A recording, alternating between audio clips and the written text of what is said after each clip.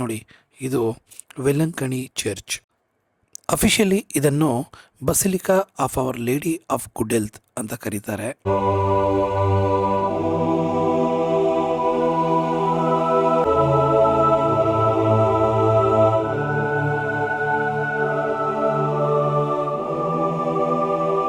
ತಮಿಳ್ನಾಡಿನಲ್ಲಿರೋ ಬೀಚ್ಗಳಲ್ಲಿ ಇದು ಒಂದು ಅತಿ ಸುಂದರ ಬೀಚ್ ಅಂತ ಕರೀತಾರೆ. ಆಟ ಆಡೋಕ್ಕೆ ತುಂಬ ಚೆನ್ನಾಗಿದೆ ಈ ಬೀಚಲ್ಲಿ.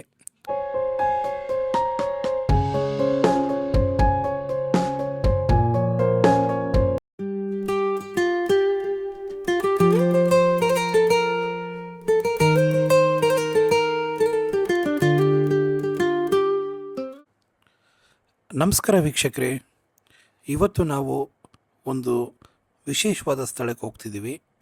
ಈ ಸಲ ನಾವು ಯಾವುದೇ ದೇವಸ್ಥಾನಕ್ಕೆ ಹೋಗ್ತಾ ಇಲ್ಲ, ಅದರ ಬದಲಾಗಿ ಬೀಚ್ಗೆ ಹೋಗ್ತಾ ಇದ್ದೀವಿ.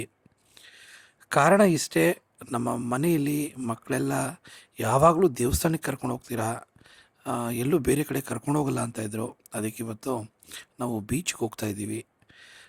ನಮ್ಮ ಹಿಂದಿನ ವಿಡಿಯೋದಲ್ಲಿ ನೋಡ್ದಂಗೆ ನಾವು ತಂಜಾವೂರಲ್ಲಿದ್ವಿ. ಸುತ್ತಮುತ್ತ ದೇವಸ್ಥಾನಗಳ ದರ್ಶನ ಮಾಡಿ ದೇವರ ಆಶೀರ್ವಾದ ಪಡೆದು ಮಕ್ಕಳ ಆಸೆಯಂತೆ ಈಗ ನಾವು ಬೀಚಿಗೆ ಬರ್ತಾ ಇದ್ದೀವಿ.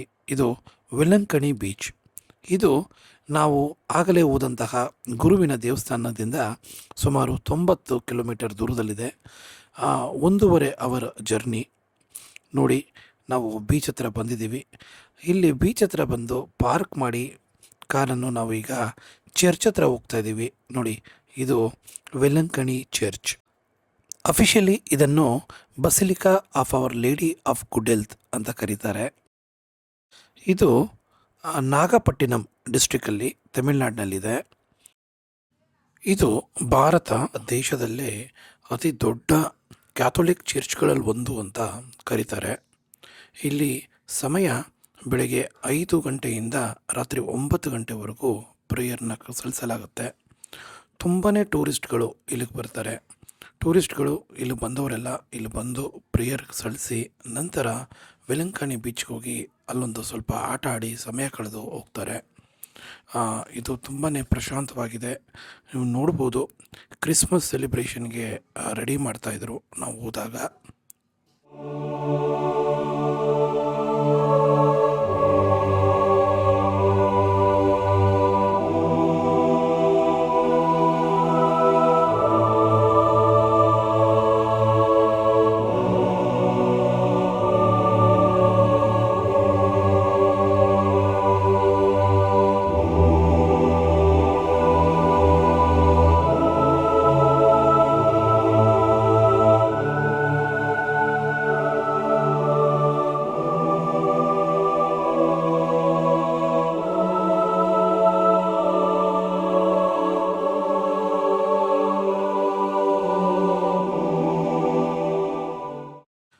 ನಂತರ ನಾವಿಲ್ಲೊಂದಷ್ಟು ಶಾಪಿಂಗ್ ಮಾಡಿದ್ವಿ.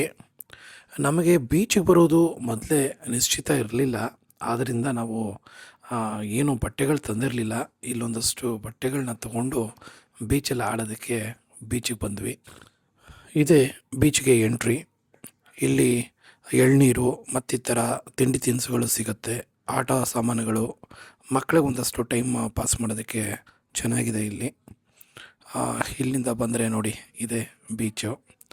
ಜನ ಜಾಸ್ತಿ ಇದ್ದರು, ಆದರೂ ಬೀಚು ತುಂಬಾ ಸೊಗಸಾಗಿದೆ. ತಮಿಳ್ನಾಡಿನಲ್ಲಿರೋ ಬೀಚ್ಗಳಲ್ಲಿ ಇದು ಒಂದು ಅತಿ ಸುಂದರ ಬೀಚ್ ಅಂತ ಕರೀತಾರೆ. ಆಟ ಆಡೋಕ್ಕೆ ತುಂಬ ಚೆನ್ನಾಗಿದೆ ಈ ಬೀಚಲ್ಲಿ, ಯಾಕಂದರೆ ಅಲೆಗಳು ಅಷ್ಟು ಜೋರಾಗಿಲ್ಲ, ಹಾಗೂ ಅಲ್ಲಿ ಒಂದಷ್ಟು ದಡದಲ್ಲಿ ಚೆನ್ನಾಗಿ ಆಟ ಆಡ್ಕೋಬೋದು.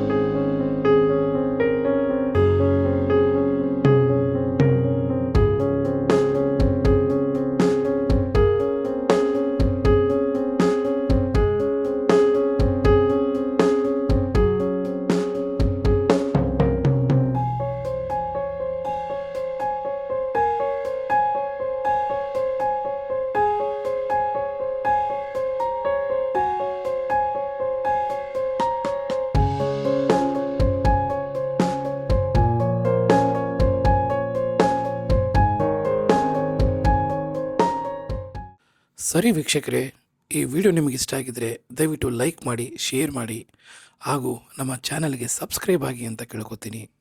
ಸಿಗೋಣ ಮುಂದಿನ ವಿಡಿಯೋದಲ್ಲಿ. ಅಲ್ಲಿವರೆಗೂ ಆತ್ಮೀಯ ಧನ್ಯವಾದಗಳು.